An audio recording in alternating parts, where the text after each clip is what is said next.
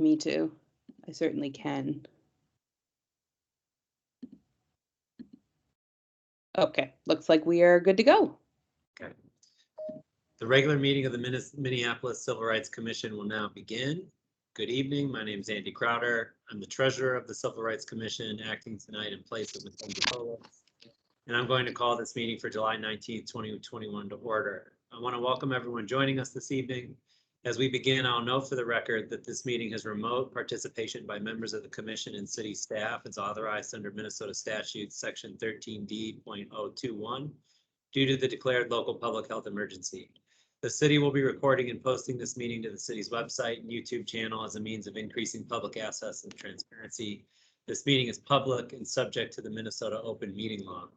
At this time, I'll ask the clerk to call the roll so we can verify a quorum for the meeting. Commissioner May? Yes, present. Shoemake? Shoemake? Crowder? Present. Devenish?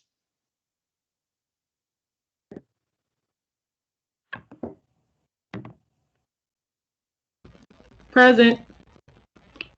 Swift? Present. Oak? Present. Stignani? Present. Davis?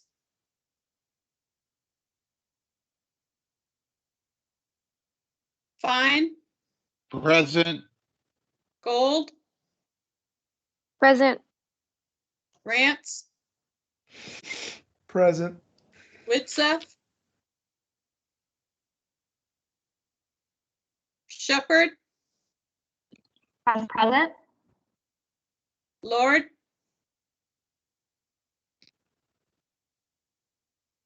Kirkman? Hartz? Here. Fee? Here. Ferrara? Present. Bergquist? Here.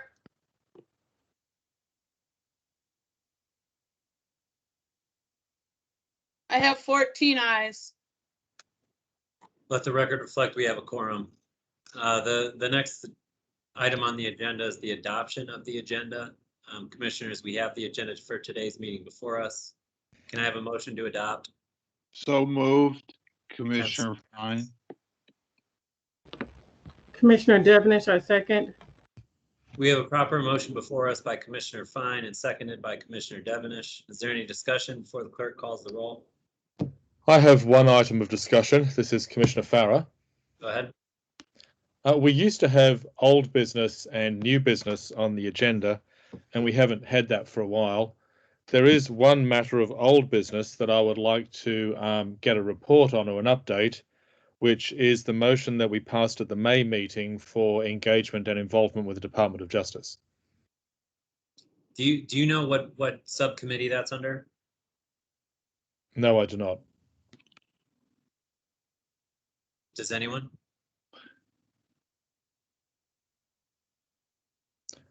My belief is that the motion was that the executive committee would be moving forward to invite or engage the Department of Justice. So I imagine that an update would come from an executive committee member.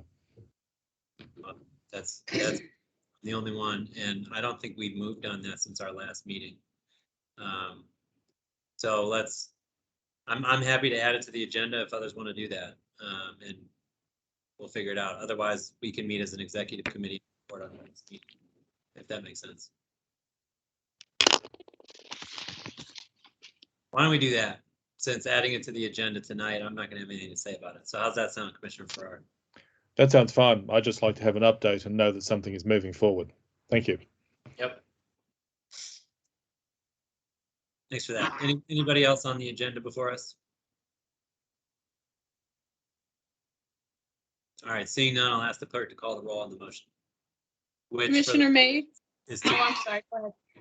sorry, I just want to make sure the record's clear. We're adopting the Yes. agenda as presented, and then I'll follow up with the executive based on Ferrara's request.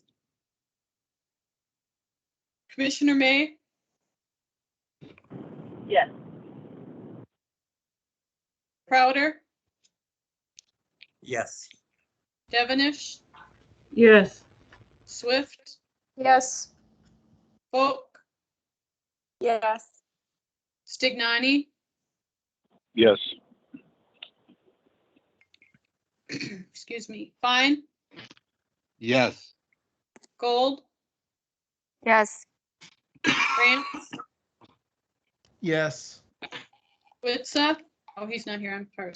Excuse me. Shepherd, Yes. Lord, Yes. Parks, Yes. Fee, Yes. Farrar, Yes. Bergquist, Yes.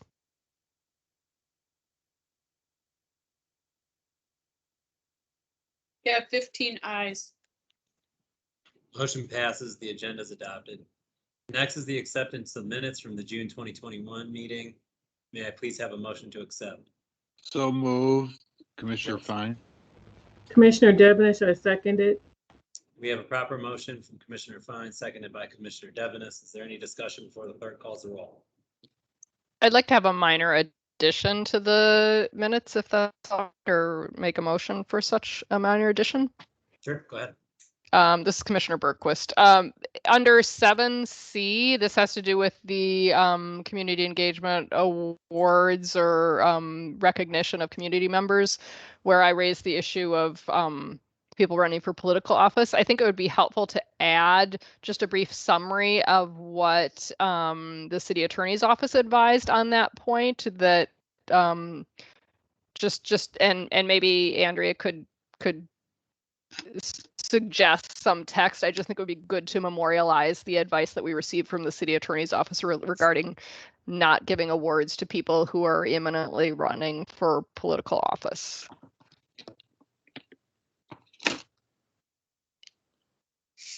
Makes sense. So, Ms. Neff, do you have the capacity to throw something in the chat we could adopt and vote on now, or do we need to circle back to this? This is Andrea. Thanks for raising that concern, Commissioner Bergquist. I do appreciate having that noted for the record. I think you were referencing 7C, and I would be happy to draft a short sentence if you'll give me just a couple minutes here. Yeah. Great, thank you. Sorry to put a pause on things for the rest of you. So let's wait until Ms. Neff can get that put together. That way we can vote on the old agenda, incorporating that language, and then move on.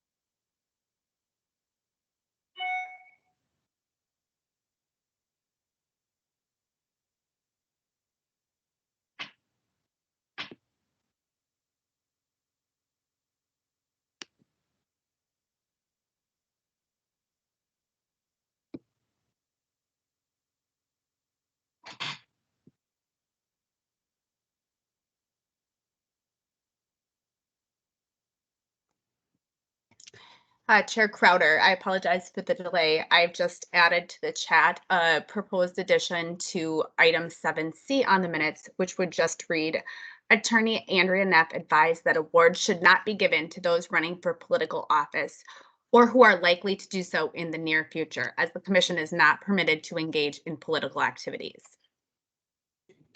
Thank you, Ms. Neff. Commissioner Bergquist, are you satisfied with this? Yeah, definitely. Thank you so much for the entertaining the addition.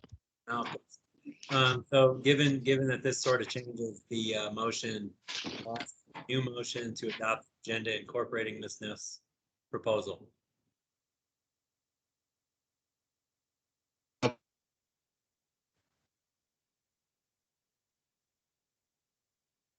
Didn't catch that. Do we have a motion? I made the motion. I would accept this to the motion to accept the minutes and accept this addition to the minutes. Do we have a second?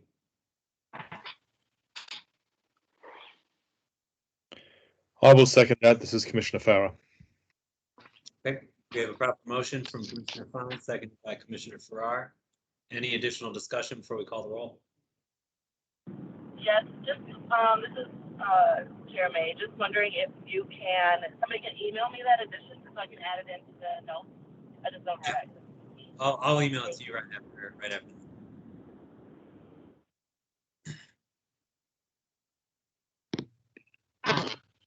With that, I'll ask the clerk to call the roll. Commissioner May, Yes. Crowder,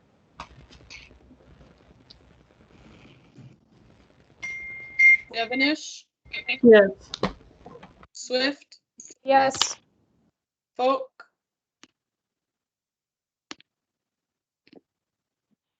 Yes. Stignani,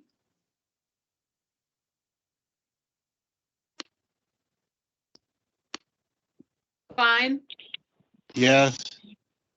Stignani is voting yes. He had trouble with his mute button. okay, Gold, Yes. Rance, Yes. Witsa, oh, I'm sorry, he's not here, Shepherd, Yes. Lord, Yes. Berkman, Hartz, Yes. Fee, Yes. Farrar, Yes. Berquist. Yes. We have 15 ayes. That motion passes and the minutes are accepted as presented and modified by Ms. Neff. Thanks, everybody, for that. Item 4 on the agenda is a presentation on racial equity training and tools, which will be given by Cassidy Gardnier. Sorry if I'm mispronouncing your name, Ms. Gardnier or Gardner. Equity Division Director of the Civil Rights Department. I will now invite Ms. Gardnier to give the presentation. Good evening, Chair Crowder, members of the commission. Thank you so much for having me. My name is Cassidy Gardnier, and I am the director of the Civil Rights Equity Division. I was approached about coming to speak with the group about some tools that the city uses in its racial equity endeavors, as well as some opportunities or possibilities for continued training for the commission. So there's two pieces that I am going to speak about today. Really, these are just an overview with the goal of, I believe, correct me if I'm wrong, but our August meeting having an actual training in which we can delve into the topics that I am going to be speaking on, or at least one of them. So I am here today to talk about the racial equity impact assessment on the commission's request. I believe that there are some recommendations that you all will be putting forward, and I'm here to just talk about the use of the racial equity impact assessment, or sometimes it's referred to as the Rhea or the REIA here at the city.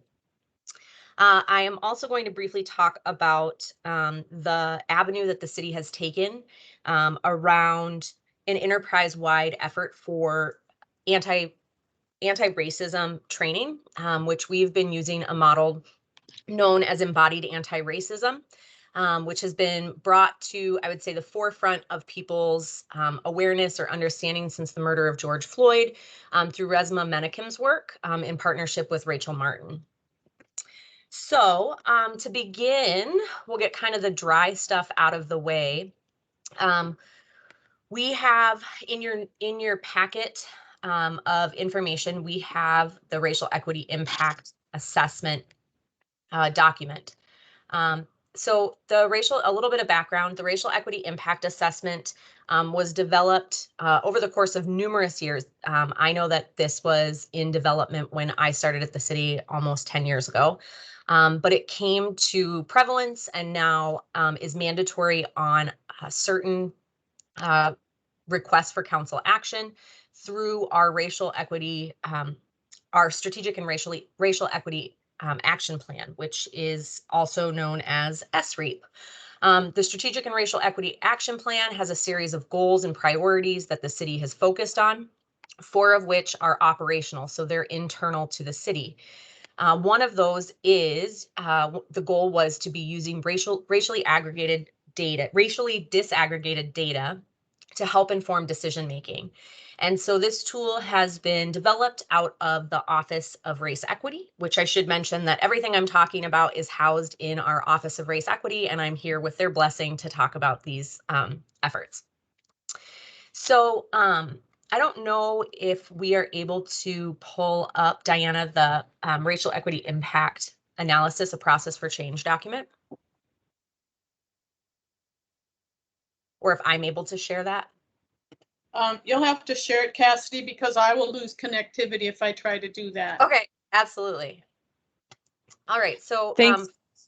Oh, and sorry, Cassidy, do you mind if I throw in one other thing here just to give the commission just a little bit of context that I probably should have done in introducing you? So sorry about that.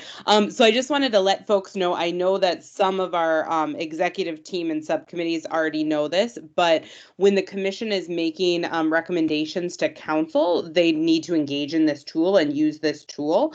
And so one of the things that the commission has been asked to do is complete a racial equity impact analysis for its recommendations regarding gun violence prevention. And so that was one of the reasons why Cassidy is going to focus on that as a part of her presentation today, to give you a better idea of what that is and how it can be used and how the commission can use it specifically to that end, but then also moving forward with any other recommendations that were being forwarded to elected officials. Thanks, Kayla. So in your materials, folks were given this document, the Racial Equity Impact Analysis. And the first thing I want to say is that while what is quote unquote due, or what you will turn in, is a document that has some questions, that requires narrative, this is not simply a checkbox. The entire purpose of this is to practice applying a racial equity lens in our decision making until it becomes second nature. And so the racial equity impact analysis is a process that helps decision makers, whether it be staff, elected policymakers, community members, apply a lens in which race is a factor that is looked at and is central to the decision making. So it's important to use a racial equity impact analysis or assessment because it hasn't been done regularly. If we are going to undo historical disparities and the actions that have led to where we're at now, not only do we need to be looking and making sure that future efforts are we're raising awareness of the impacts that it may have on specific communities based on race or ethnicity, but also part of the Rhea is to look at the historical context, what got us here. And so there's a balance that is needed between taking reparative action for things that have happened in the past and making sure that the decisions that we're making into the future are grounded in the information that we have that's so readily available. So here listed the ways in which the Rhea helps advance equity. I won't read them all, but it raises awareness. It helps to identify specific objectives and measurable outcomes. It helps to establish targets and measures for when we do implement. The process uplifts the city's commitment and belief in community engagement so that the solutions that we are putting forward are actually grounded in the needs and solutions that are grounded in the needs of community, as well as addressing problems that are really there. It will also help to identify who benefits and development of strategies that when we make decisions at the city, oftentimes they're not simple solutions. They're not simple efforts, and complex problems require complex solutions, which often we don't take time to assess what those impacts are going to be. For those of you who are familiar with public health, the health assessments or environmental assessments have been a tool that's been used for a very long time. And this is very similar. So we're looking at what are the unintended consequences or impacts that we might not be thinking about. And then finally, The way that we implement this process is iterative. We ask that it's not a one and done. As we implement things, new data becomes available, and we hope that that will be incorporated and woven through our evaluation. So I'll just briefly here talking about the times in which a Rhea should be used. It really is any time that we're asking council for action, whether it's a policy change, so ordinance addition or change, any sort of charter changes, programming, and I feel like this one is one that is a little bit easier to do when it's a specific container. It's when it's very clear what your objectives are. It's not more of a broad piece, but we can apply the Rhea as an essential tool when looking at our programming. And then finally, departments have been using a modified or some of the questions that are in the racial equity impact assessment in our budgets. As a side note, the division or the Office of Race Equity is working with our internal auditor in order to design and implement evaluation that centers the exploration of what the racial equity impacts are of our, not only our financial decisions, which is what the internal auditor is traditionally looking at, but as we look more at programmatic efforts. So what does this mean? The racial equity impact assessment, the easiest way to think about it is that it is a series of questions to pause and reflect and to collect information that you might not otherwise collect. So here, what we would do is clearly identify the outcome. So what is the outcome of whatever it is you are recommending, the policy change, the program? This is something that is best practice across the board when it comes to policy development, but isn't often done. And so really pausing to say, what is the outcome that we are aiming for? The next is to collect data, to look at data sources and looking at it in a racially disaggregated way so that you may have noticed that in a lot of how the city describes equity is around fairness for all, and that we talk about things in a equality way where access to everything means that it's equitable, which is not the case. And so this is asking you to really look at the data, whether it's quantitative or qualitative. Hopefully in most cases it would be both, to look at if we're doing well for everyone, or if within that everyone there is a different story to be told. So an example may be one of our departments in our resident survey receives a 90% meets expectations or higher. For all, that is great, but what may be helpful is to look at who it's not working for. So that other 10%, was that disproportionately in any one group? If so, why? Why are there differences between one racial demographic and another? To develop some questions that can help propel us to more specific solutions and or show us what some programming that is designed for all, the impacts that it can have on specific groups. Now, depending on your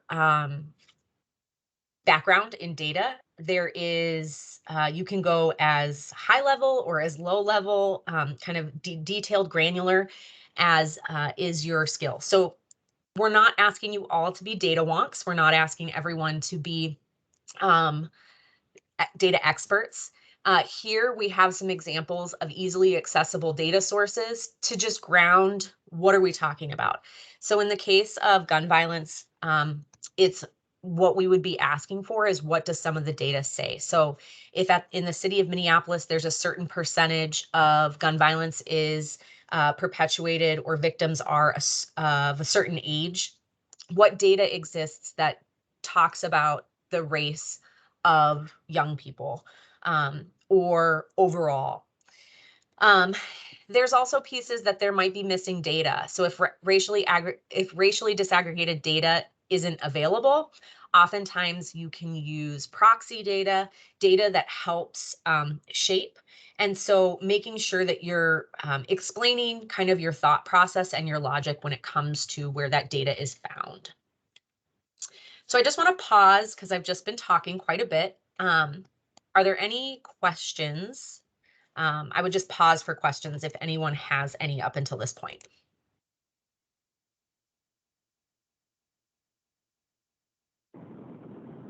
I guess. Okay. This is Jeremy. Oh, can you hear me? Can you hear me? Yep, go ahead. Okay. Yeah, I was wondering if there's any support from the city on collecting some data regarding, like, being able to. I guess I heard you say that, you know, more general data that we would have.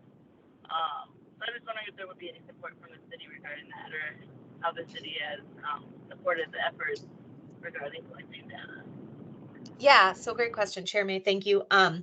So in terms of data collection, on our SharePoint site, which you all should have access to, I believe you all have City of Minneapolis email addresses, correct?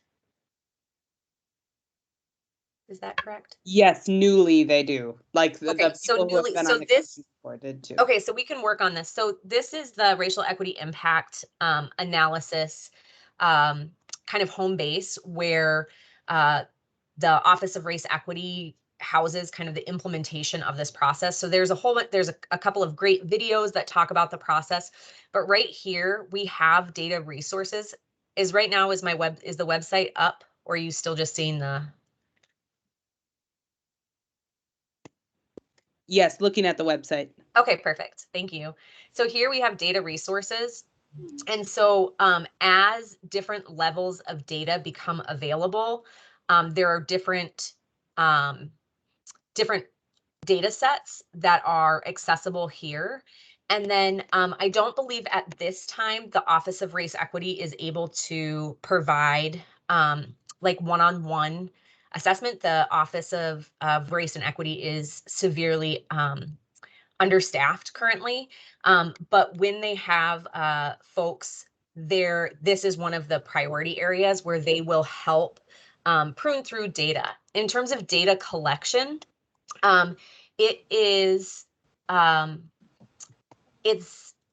do not believe that the city supports, like, if you needed to do a survey for this specific question, partially because I don't think that that is what staff are, I don't know that those roles and responsibilities are clearly defined, but also one of the trade-offs with data that is difficult is that communities have said, particularly with government entities, that enough is enough. We've collected enough data. It's time for action now. And so there is a very fine line between asking for data, collecting qualitative data, bringing people in, because it likely is that data has been collected at some point. And there is no perfect data. I'm a data geek. Sometimes I wish that there was, but that isn't always the case. And so I think that if in the example that you all are working on, I'm happy to do, whoever's part of the policy group, happy to do a conversation about where some of the accessible data is, so that there isn't too much work that you have to do, but we can dig and find what already exists.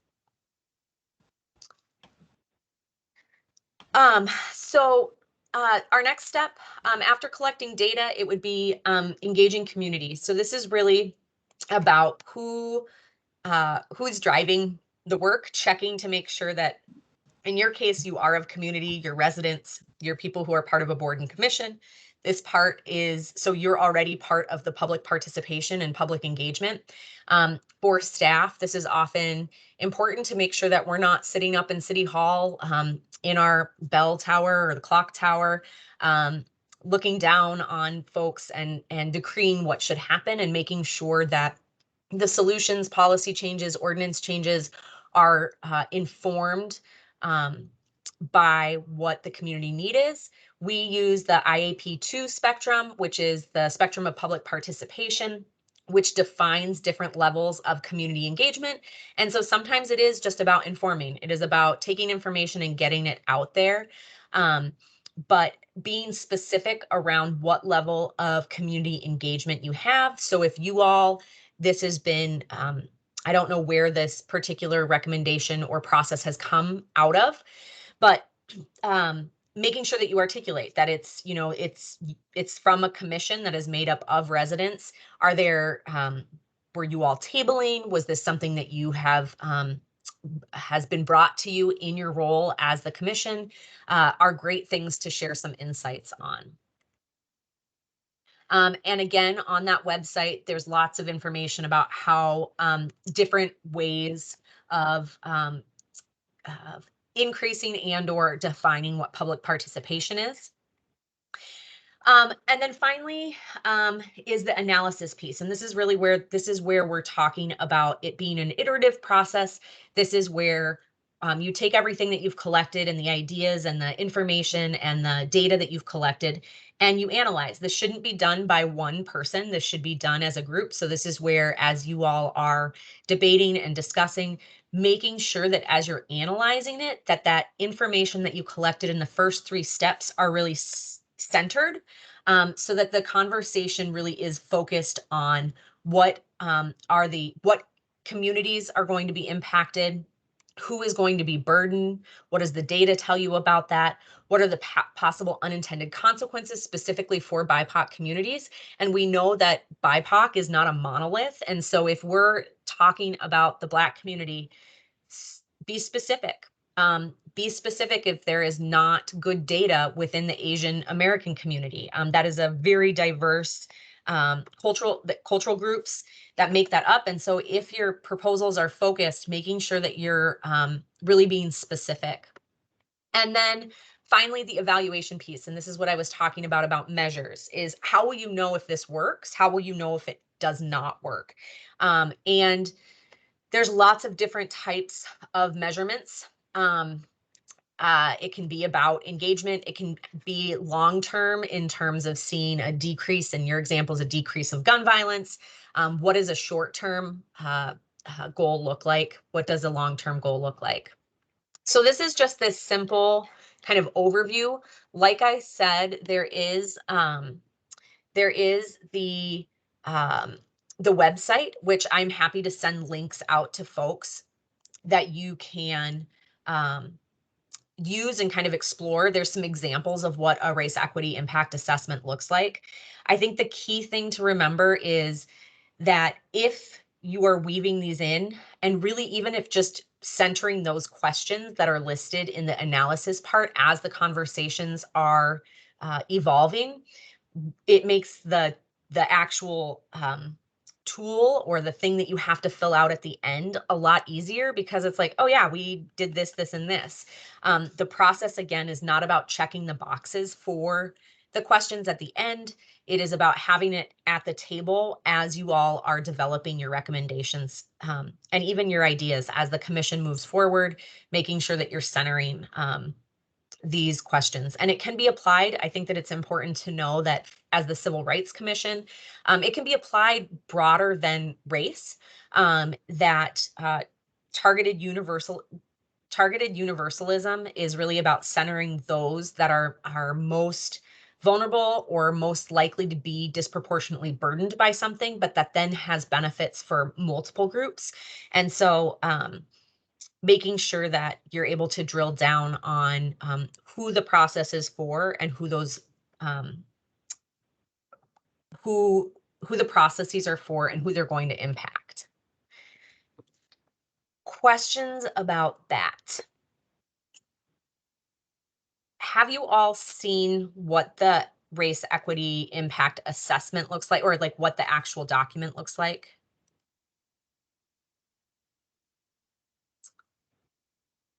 I'm guessing not. So I will share this one last piece. So as something is put forward as a recommendation to council, if you end up presenting it,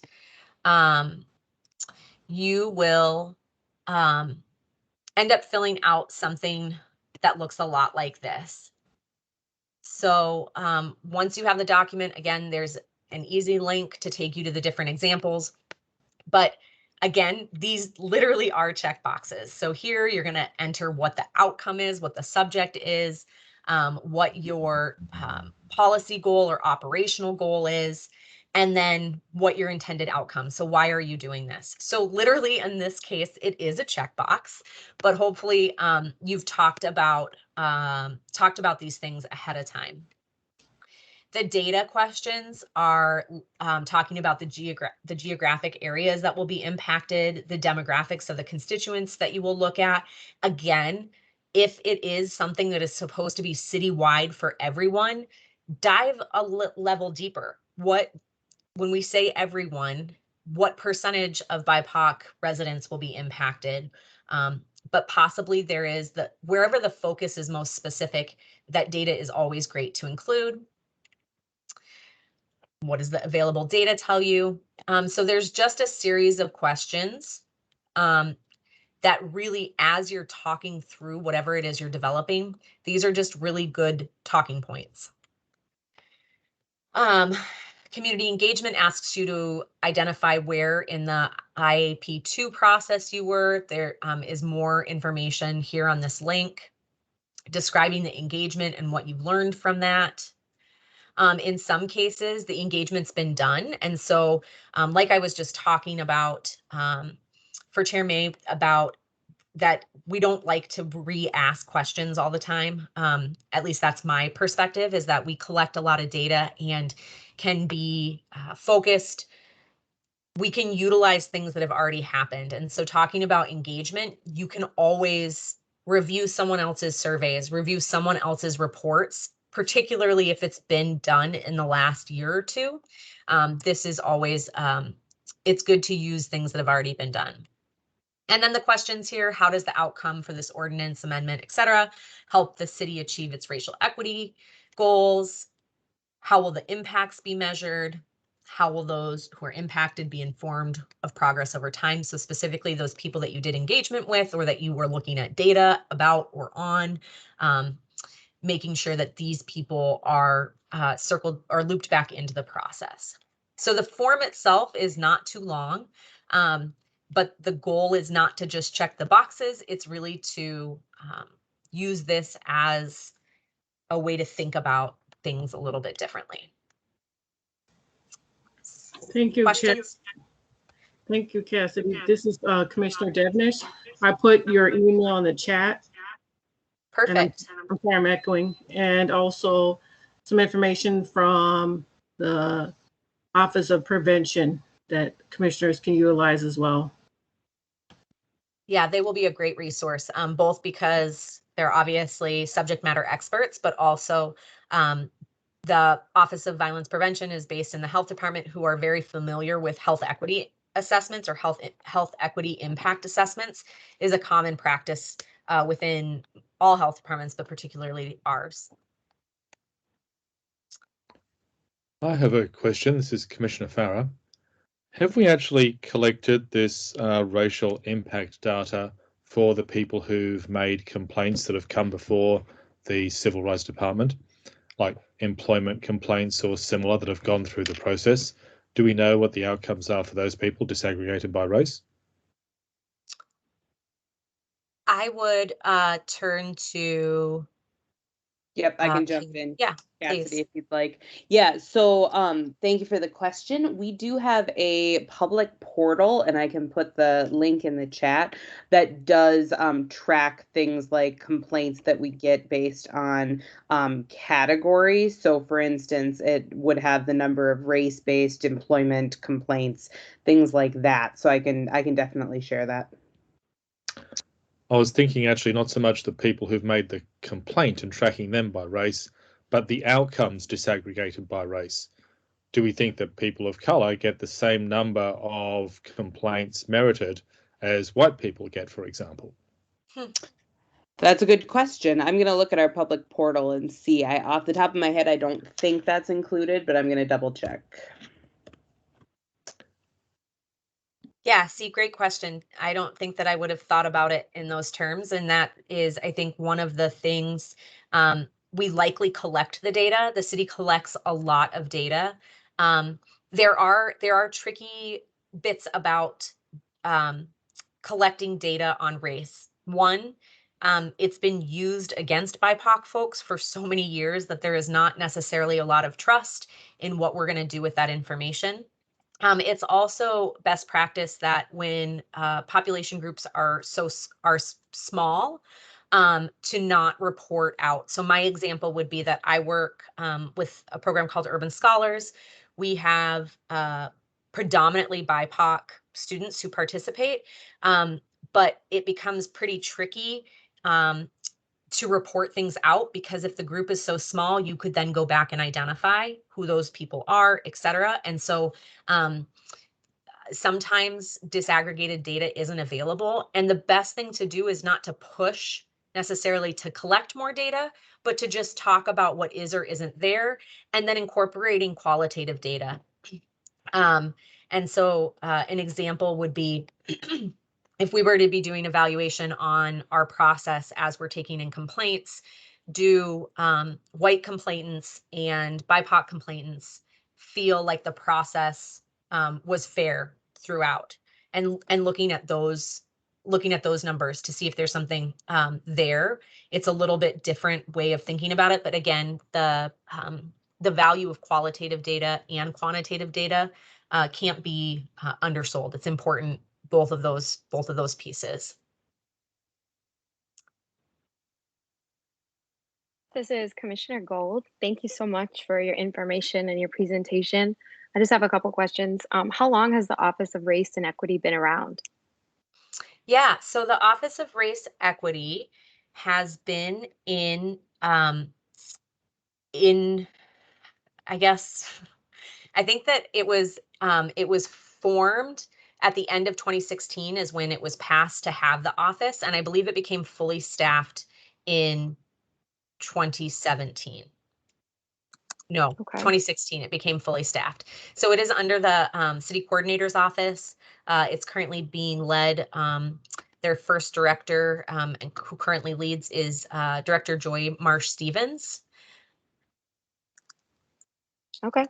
And then as far as the gun violence proclamation that Commissioner Devenish pretty much authored, what do you think is the best course of action for us to do? Because I feel like we have a lot of data already around this specific topic in Minneapolis, because you kind of touched on the data has been collected and probably analyzed.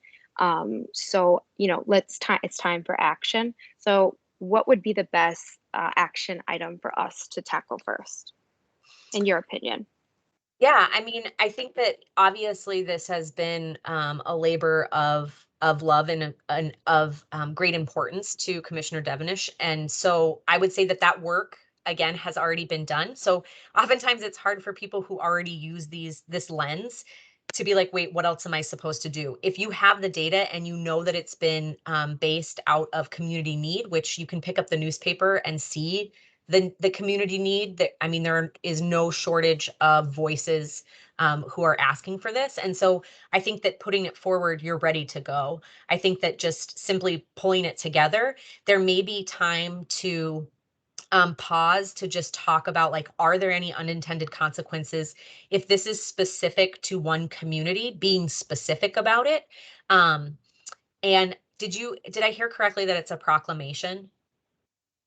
Yeah, it's a proclamation, and then also within the proclamation, there is a task force. And so we're just asking for elected officials to collaborate and or adopt it as it's a public health issue at this point for folks in Minneapolis. Yeah, it absolutely is a public health issue. So I think that if there are opportunities that you all are interested in expanding upon, is that when we talk about the community engagement, the IPA spectrum, excuse me, that was where it, trying to pull it up here. When you look at it, it has the inform, consult, is really deciding how you all want to loop back with groups. So oftentimes the city, I would say as a whole, is pretty, we like to say that we have community engagement, but engagement is like on the farthest side of that. We like to inform people. So we like to tell people what's going on, maybe consult by going to a meeting and saying, here, this is, what do you guys think about this? But the loop back doesn't always happen. And so I think that that is one of the actions that can have a lot of benefit, is whatever steps you take, making sure that you're circling back to those community members that have been engaged in the process, so that they know what is happening. I had a mentor long ago talk about evaluation, and there's so much, she was working on one of the reservations in, I believe, South Dakota. And there was a story about how, to illustrate the damage that is done from collecting so much data, is that they talked about a turtle being picked up and flipped over and looked at, their belly being looked at, and then set back down, and then picked back up and somebody else looks at it. And then it migrates and someone else picks it up and looks at it. And it's that idea of, okay, so what happened with all the information that you looked at it on its belly? Like, what did you see? People turned vulnerabilities on, they opened up, they spent time and effort to engage. And what is being done with that? To give and give and give, and to never hear back how that information is being used, even if it simply is, we made a proclamation and now it's in council's hands. You all have then closed the loop on which pieces you all have agreed to carry forward. So I think that looking at the engagement spectrum and deciding where this process falls on that spectrum, making sure that you're doing everything you can to close the loop based off of what level of the public participation you've decided this process is at. Thank you very much.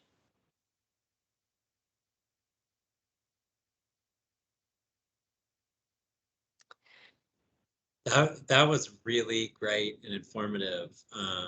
Anybody else have any questions from the commission before we thank Mrs. Gardner for the presentation? Okay, well, thank you again, Mrs. Gardner. That was excellent. And I'll direct the clerk to receive and file your report.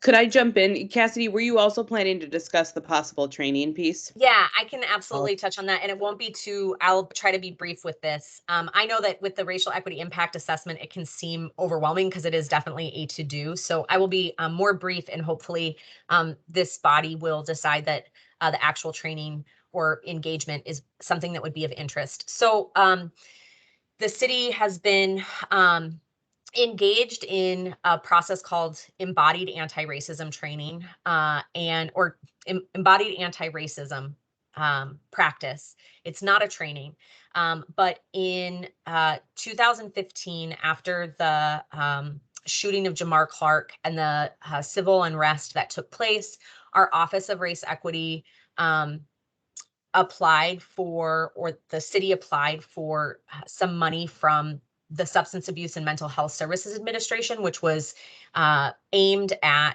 providing resources to cities that had experienced trauma after the death of a young Black man. It is called RECAST. Some of you may be familiar with that. But RECAST stands for Resiliency in Communities After Stress and Trauma. And there's been a number of dollars that have gone into community. One of the things that, one of the steps that was taken was to invest in staff. And they brought in Resma Menachem and eventually Rachel Martin to lead psychological first aid training and cultural somatics. And this work has evolved over the years. City staff undertake, particularly our 911 and 311 operators, endure a lot of secondary trauma. So thinking about the calls that they may receive, hearing about events that may take place, tragedies that may take place. And I think that the past year, you can imagine some of the calls that even our office have taken from rightfully so angry residents. but our housing inspectors, our public works, our sanitation workers, the secondary trauma or even sometimes the firsthand trauma that they may experience. This training was aimed at helping to expand staff's capacity for their mental health and mental well-being and their ability to provide a response to potentially traumatic experiences in hopes of avoiding a stressful situation turning into actual trauma or post-traumatic stress disorder. And so over the course of the last few years, there has been a lot of work coming out of the Office of Race Equity to focus on an embodied approach to anti-racism. And essentially what this work does is it talks about and focuses how racism lives in our bodies. I know that as a white woman coming here and talking about this can definitely be triggering for some folks because obviously racism living in my body is not the same as the racism of any BIPOC person. But it talks about how, not talks about, but it is the theory that racism lives in our bodies. And racism elicits stress responses, very similar to fight or flight, that the stress that is caused by traumatic events, like the 35W bridge collapsing, or a car accident, or a death in the family, the responses that our bodies have are deeply powerful and provide a lot of information. And so the city has been working instead of doing traditional DE&I work, diversity, equity, and inclusion work, where you learn about unconscious bias or you learn about different types of identities, doing identity work. This focuses on body work. And the city has developed a community of practice that does this work. It's all staff led under the umbrella of the Office of Race Equity. But essentially, the premise is that in order to address racism, we have to address what is called white body supremacy. And when I say white body supremacy, I mean that the white body physically is, we need to stop deeming it the superior body by which all others are compared. And so this work has been done both as a collective, and then also we've done some caucused work. And so what we are hoping to do with you all is, instead of just telling you about this, is to, I would bring in one of my co-facilitators from our community of practice, possibly another fellow white body, and then some bodies of culture to come in and to do some caucused work around to showcase how we use this at the city, and how explain how some of these how this work is showing up in policy work, how it's showing up in how we're caring for employees, and how it's shifting culture as an organization in our decision making. And so while it isn't necessarily a race, it isn't in and of itself the race equity impact assessment, it has created a cohort of employees that are pausing more often, who are able to, in predominantly white spaces, being able to speak up, to push, to ask these important questions, many of which you'll find in the race equity impact assessment, at levels that haven't been done before and have traditionally fallen to our BIPOC employees. It has also worked to create space where white folks are taking the burden off of our BIPOC colleagues in terms of educating one another.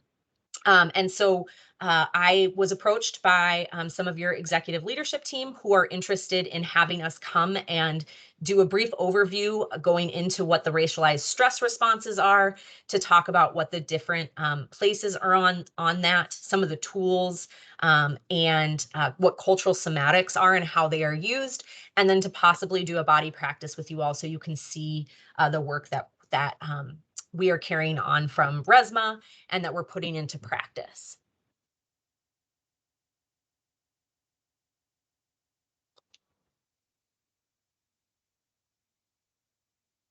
This is Commissioner Gold. Sign me up.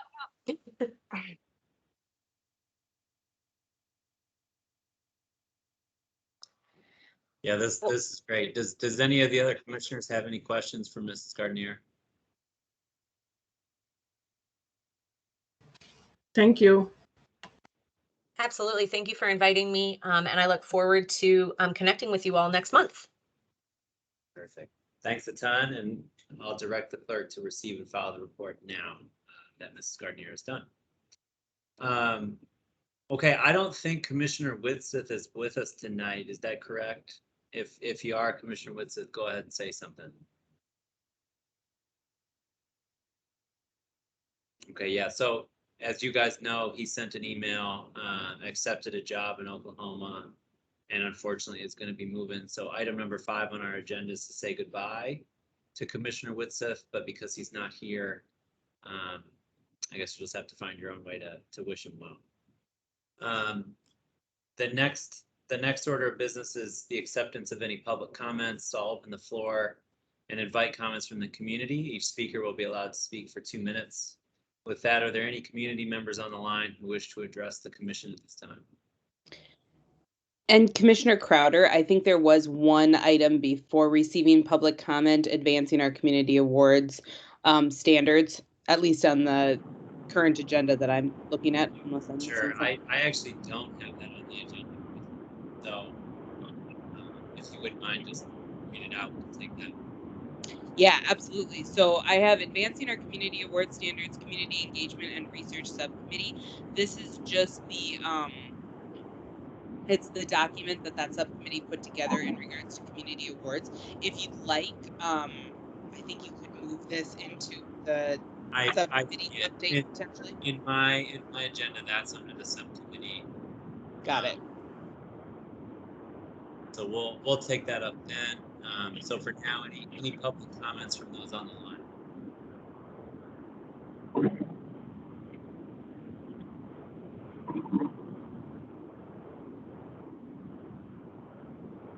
Okay. Second call, anybody? All right, hearing none, we'll move on to the subcommittee reports. This is the final item on our agenda, reports from our standing committees and task forces. And we will begin with the Community Engagement Research Subcommittee and the Advancing Our Community Award Standards that Ms. McKinnon-Diarra was just talking about. This is Commissioner Gold. Commissioner Folk, do you want to read the community awards that you put together? We all kind of agreed on it, but you whipped it up and it sounded so good. So we kind of agreed upon guidelines that we would use moving forward as we nominate community members who show outstanding care for our Minneapolis community. Yeah, would whoever was sharing the screen be able to pull that up just for the rest of the commission to view?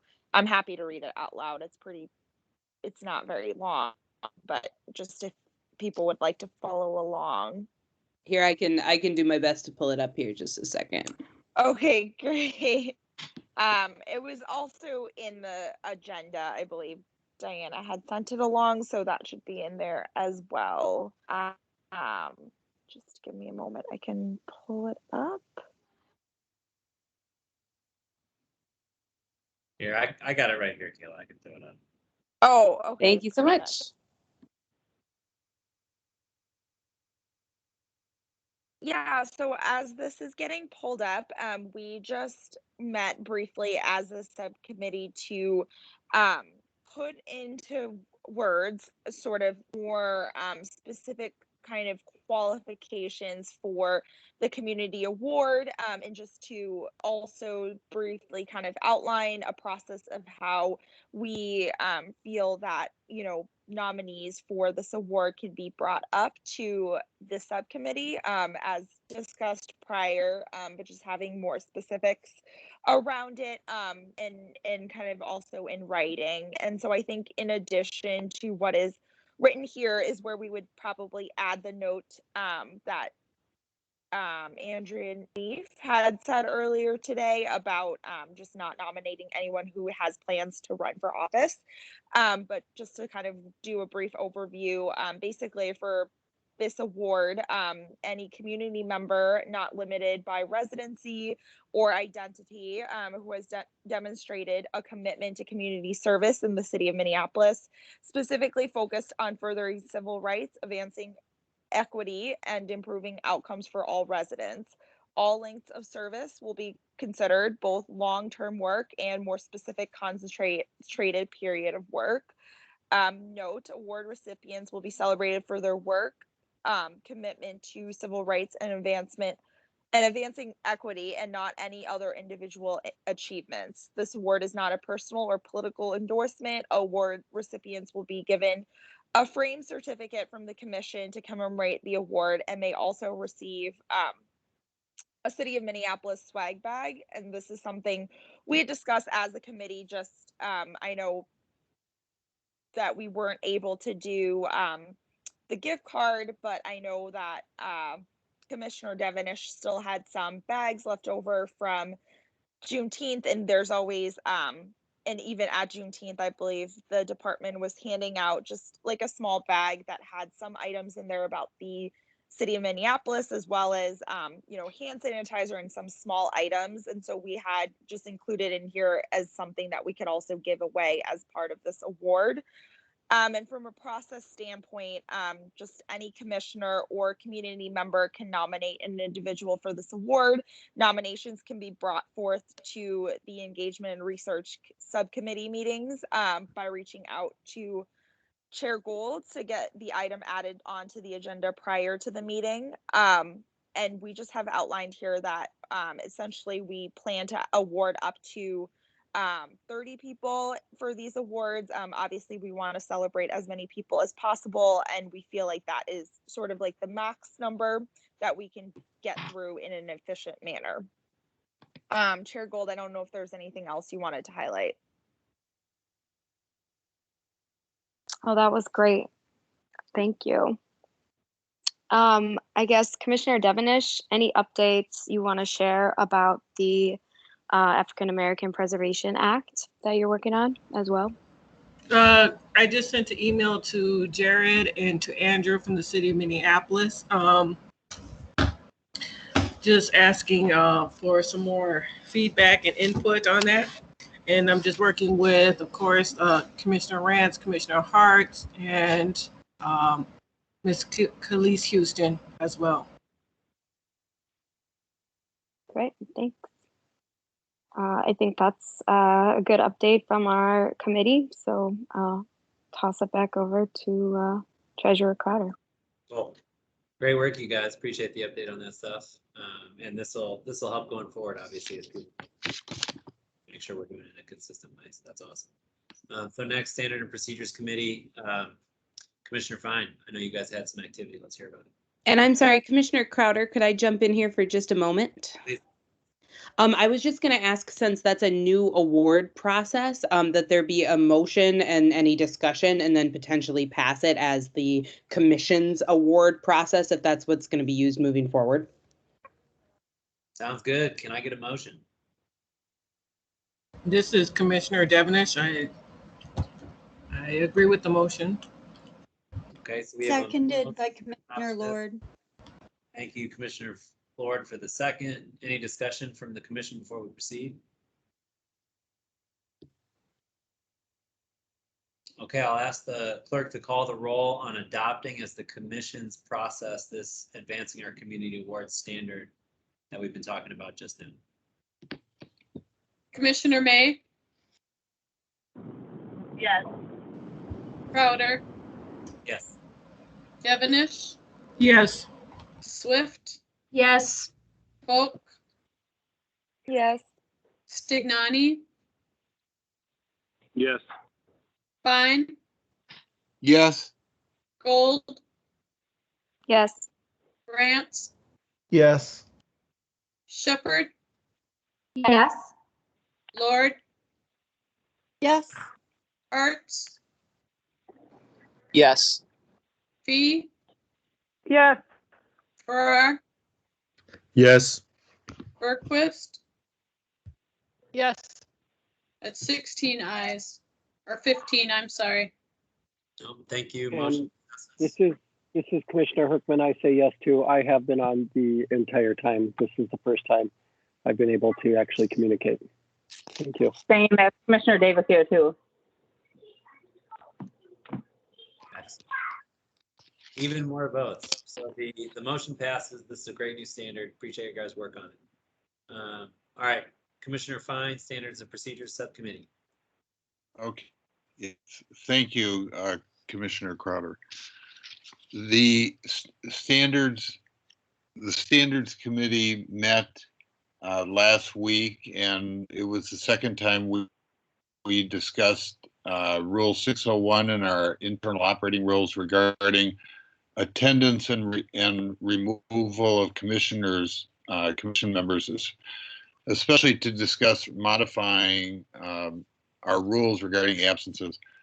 I believe that everyone received a copy of it, and so I'll make the motion on behalf of the committee that we revise Article specifically 601, which under D, and the items that are changed were underlined, that the secretary of the commission shall send out a notice of absence of part or all of a meeting to the absent commissioner within 1 week of the absence. If the secretary fails to send at any time before, after, or upon receipt of the notice, the commissioner may request that the absence be excused. Then the other change is number I, which was suggested by our counsel, that if a commissioner has more than 3 unexcused absences in a calendar year, the executive committee will request that the appointing authority remove the commissioner from the commission and appoint a new commissioner, so that it's really requesting the appointing authority and not the commission itself to remove someone. So that's what passed through committee. There's one other item which I'm going to add to my motion, which was pointed out to me by staff, and that is in item C. It says that, I believe it's C, it talks about that the department would notify someone of absence, which means there's 2 people sending out probably emails. So I would suggest, I guess it's revising number E as part of my motion, that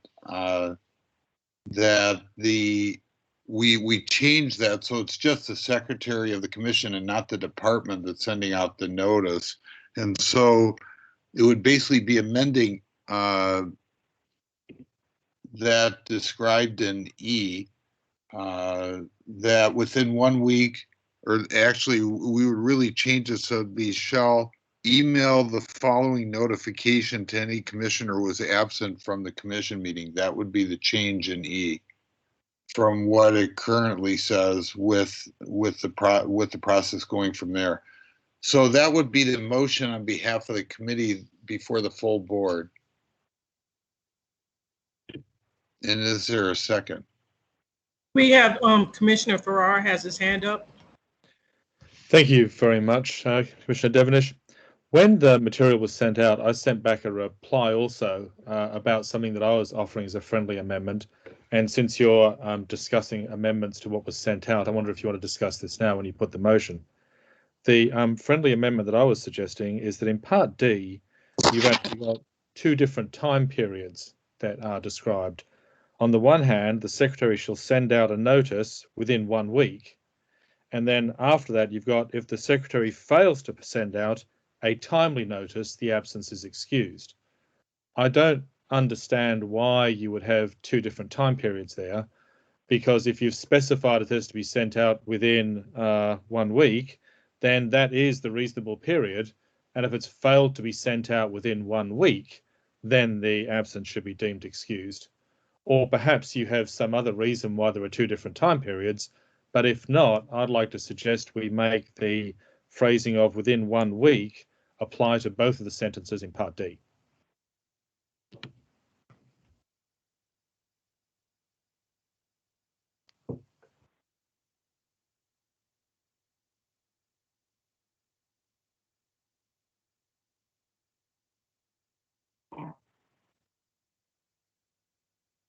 All right. Anyone have any discussion or comment on that? I have something to Commissioner Fine's amendment regarding the city staff and their involvement in sending out an email.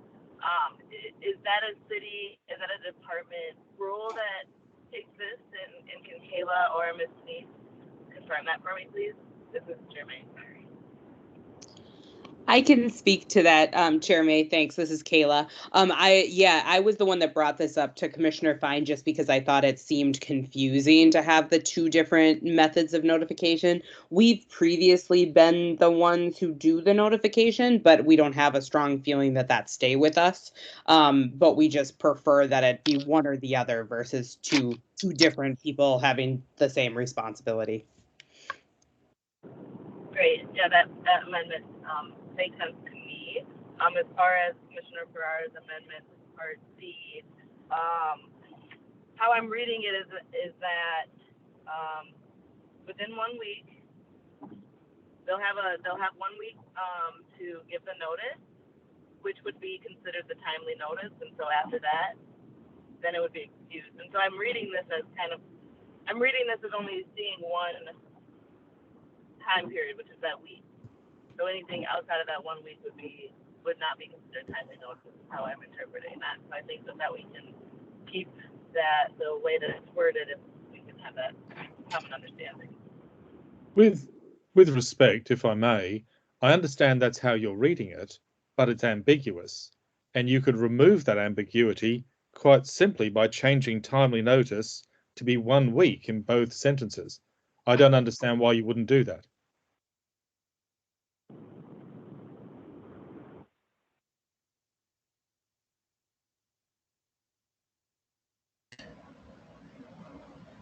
Commissioner Shepard, did you have your hand up?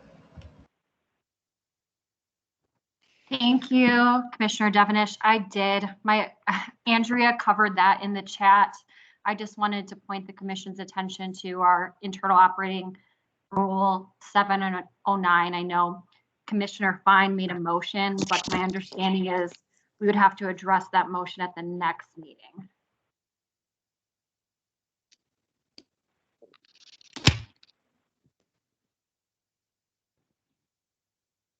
Thanks for pointing that out.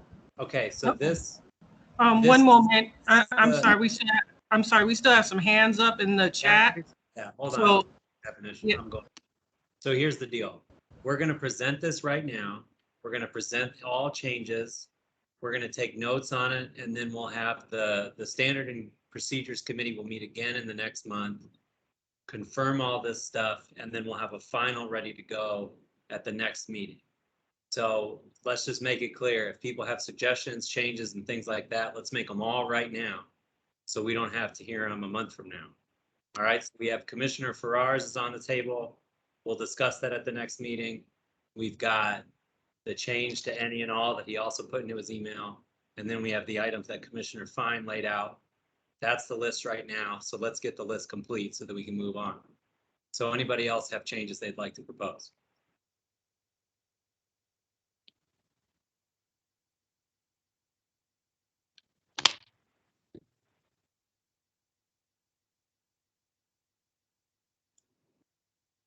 All right, we'll go last call on this. Anybody else changes you'd like the Standards and Procedures Committee to discuss in the next month and then come back at our next meeting with a final? Anybody else?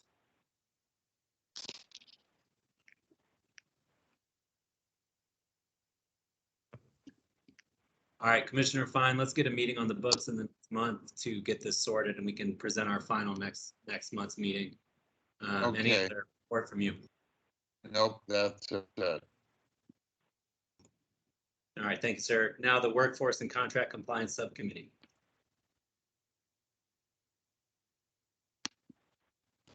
This is Commissioner Rance.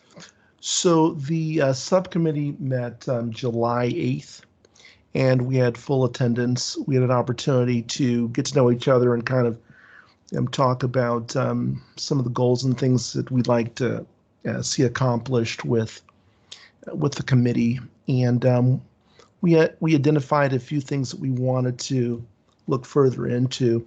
We've currently made a request for some data from the city and we're waiting for that information to be compiled and sent to the committee. And we wanted to address maybe even potential barriers that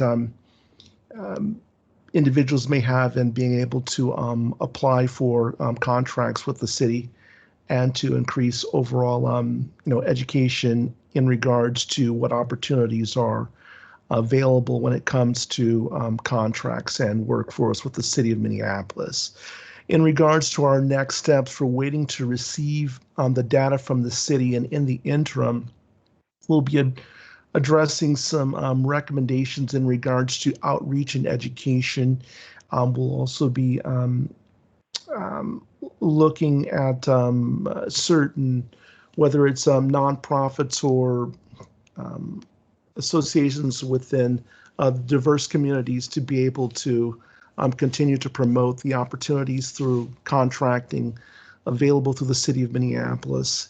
And we'll also be reaching out to organizations that have applied for contracts, and to start receiving some testimonials from them, so that we can make a better assessment in regards to how the system can be improved, and learn more about best practices for the overall, customer experience.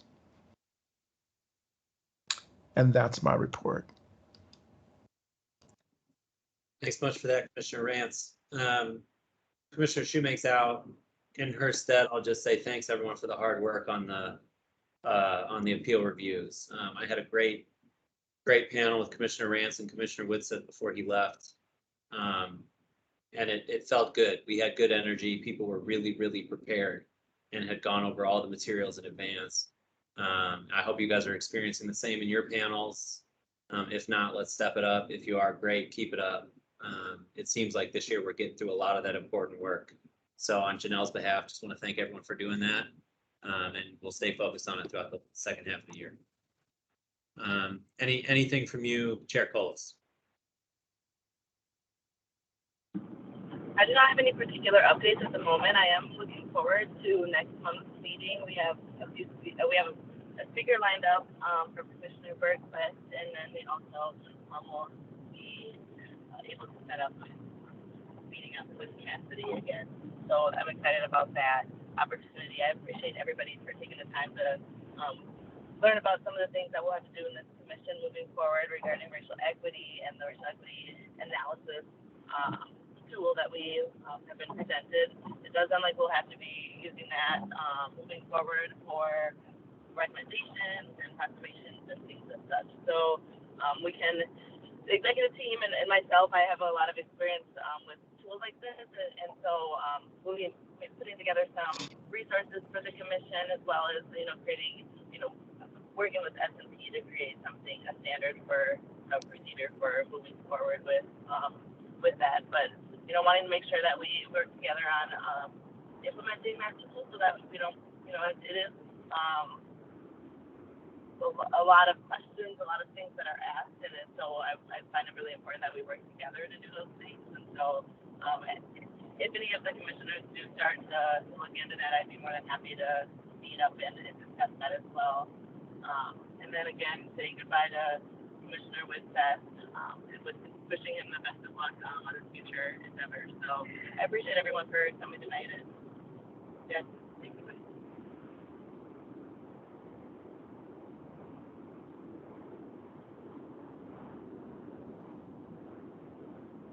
I don't know if we lost you or not, Chair Coles. You done? Or did we lose you? I am finished, actually. Thank you, Commissioner Crowder.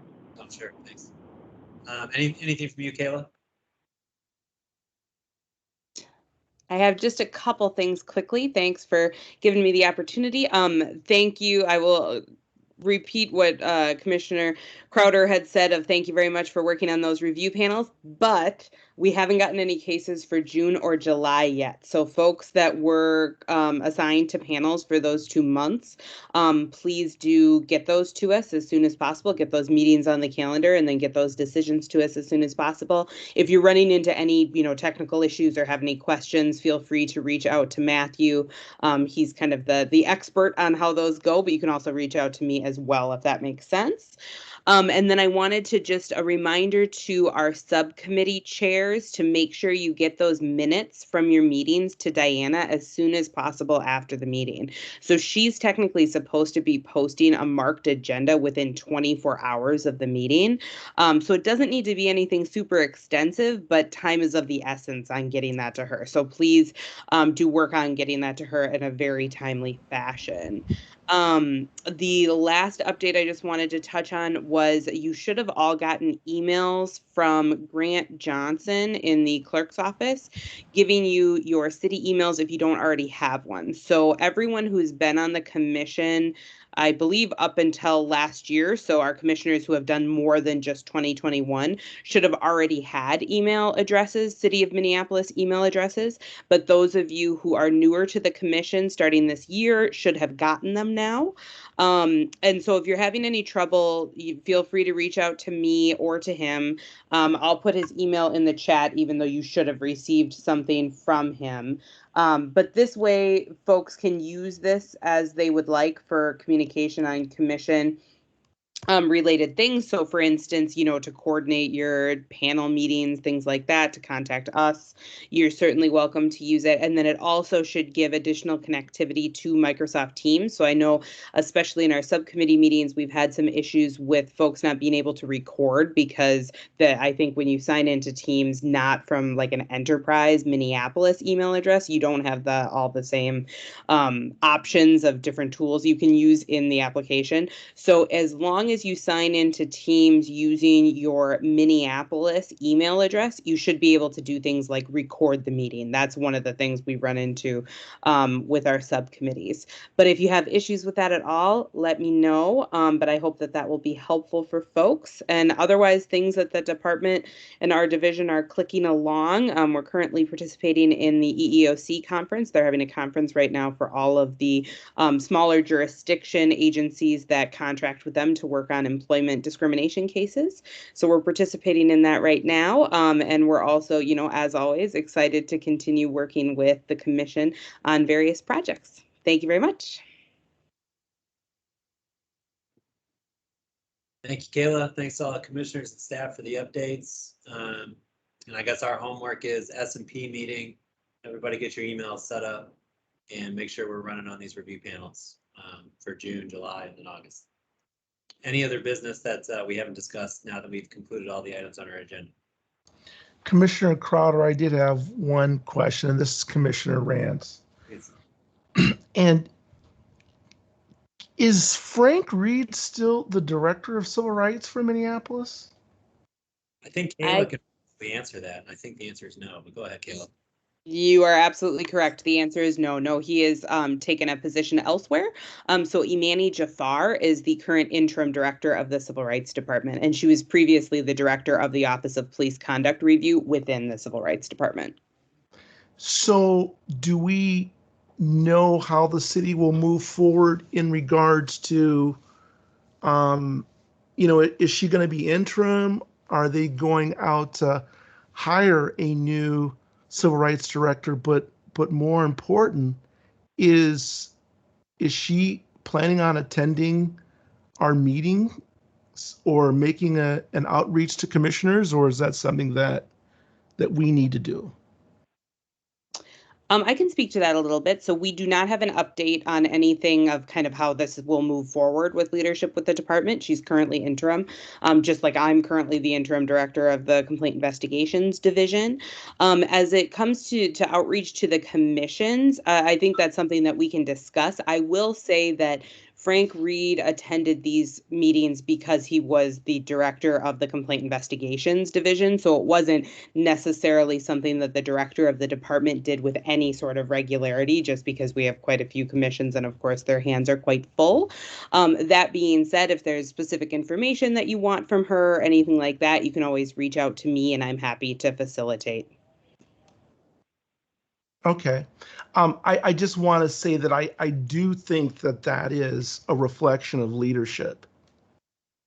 And I would like to think that, you know, who's ever leading the Minneapolis Department of Civil Rights, whether full-time or interim, would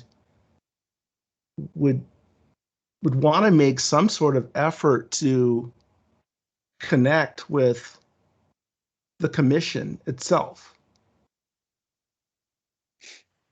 I would think that. I will, Mr. Chairman, thank you, Commissioner Rand. I will continue to push for that with the new interim and potential director for the future. I know that we do have Andrew, who has kind of served as that, and he hasn't been as present, I guess, in the meetings, right? But he was introduced a few meetings ago, and then he was able to sit in on one of our executive meetings. But he did want to have a role with our commission, so maybe that's something we can talk more about, how to get that director involved as well. Thank you. And this is Kayla again. I mean, I'm happy to talk to Director Jafar as well. I would definitely express that it's not a indication of, you know, lack of interest in engaging with the commission. She's definitely interested in doing that. I would just note that she's currently still running the Office of Police Conduct Review in addition to running the entire department. It's just a reflection of our resources are quite stretched at the moment.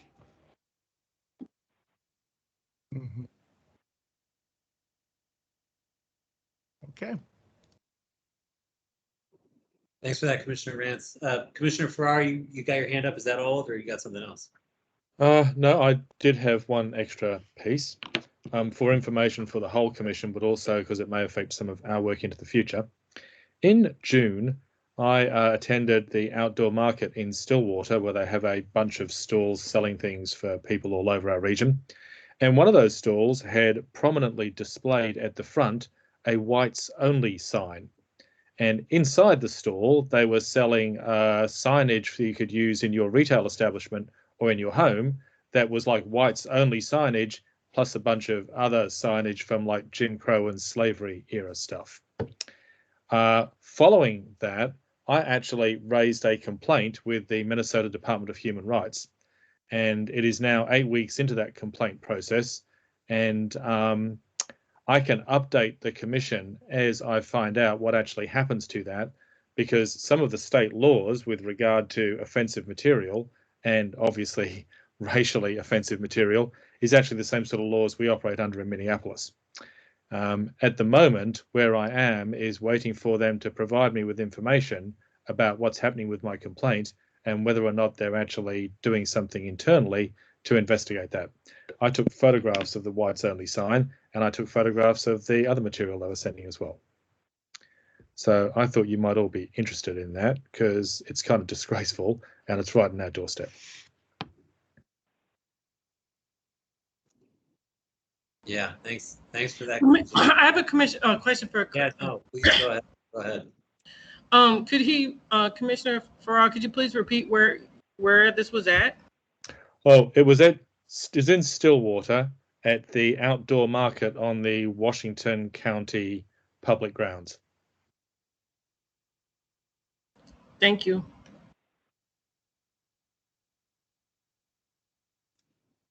Well, that's a shame to hear about. Glad you're doing something about it.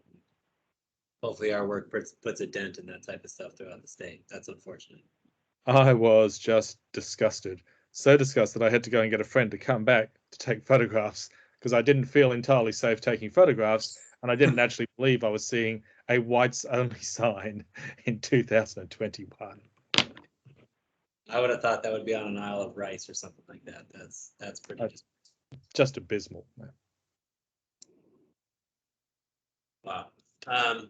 Well, thanks for that update. Anybody else have other business to discuss before we close it out?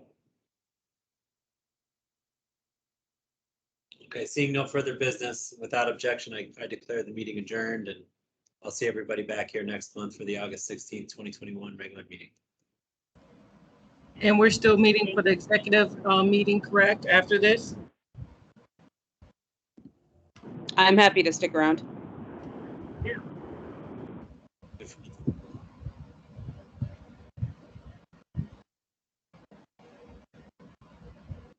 All right, well, thanks everyone. We can adjourn.